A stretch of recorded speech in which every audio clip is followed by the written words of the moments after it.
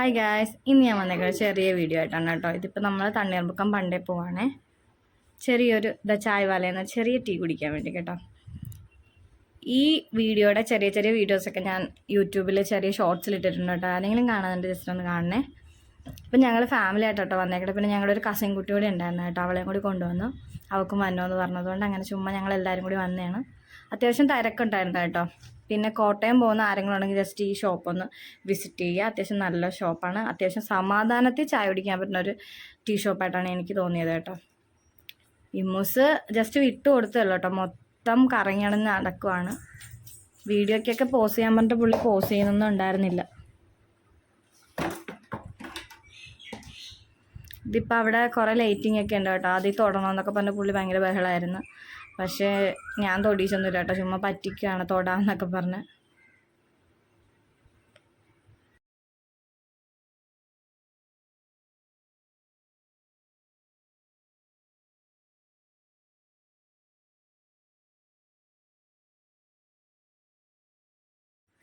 അവിടെ ടീ മാത്രമല്ല കേട്ടോ, കുക്കീസ്, അതുപോലെ തന്നെ കട്ട്ലേറ്റ്, ചെറിയ പരിപ്പ് വട, അങ്ങനെയുള്ള കുറച്ച് ഐറ്റംസ് ഒക്കെ ഉണ്ട് കേട്ടോ. നമ്മൾ ഹോർലിക്സിൻ്റെ ചായ മാത്രമേ പറഞ്ഞുള്ളൂ, 3 ചായ കേട്ടോ പറഞ്ഞത്.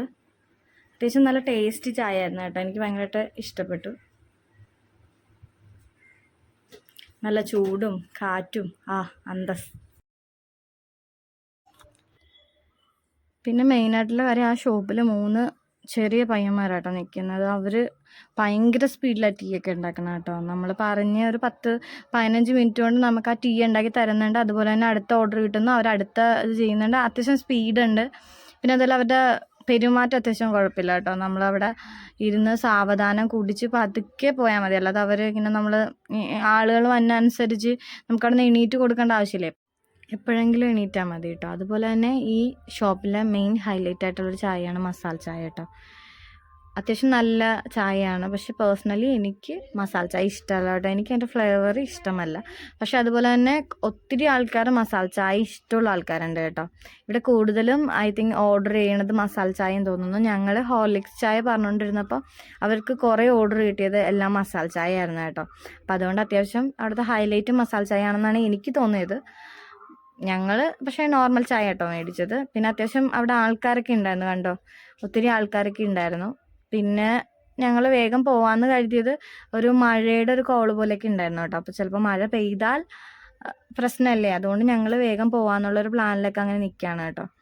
എൻ്റെ കൂടെ വന്ന കുട്ടിയോട് ഞാൻ ചോദിക്കുകയാണ് എങ്ങനെയുണ്ട് ചായ എന്നൊക്കെ ചോദിച്ചപ്പോൾ അവൾ പറഞ്ഞ് ചേച്ചി നല്ല ചായ, എനിക്കിഷ്ടമായി എന്നൊക്കെ പറഞ്ഞ് അങ്ങനെ സംസാരിച്ചുകൊണ്ടൊക്കെ ഇരിക്കാം കേട്ടോ. നിങ്ങൾക്ക് എൻ്റെ വീഡിയോ ഇഷ്ടപ്പെട്ടെന്നുണ്ടെങ്കിൽ ലൈക്ക് ചെയ്യുക, സബ്സ്ക്രൈബ് ചെയ്യുക, ബെല്ലൈക്കൺ ക്ലിക്ക് ചെയ്യുക. എൻ്റെ ചെറിയ ചെറിയ വീഡിയോസ് ആട്ടോ ഞാനത് ഉൾപ്പെടുത്തുന്നത്. നിങ്ങൾക്ക് ആർക്കെങ്കിലും എൻ്റെ വീഡിയോ ഇഷ്ടപ്പെടുന്നുണ്ടെങ്കിൽ നിങ്ങൾ ആ വീഡിയോ ഫുൾ കാണണം കേട്ടോ.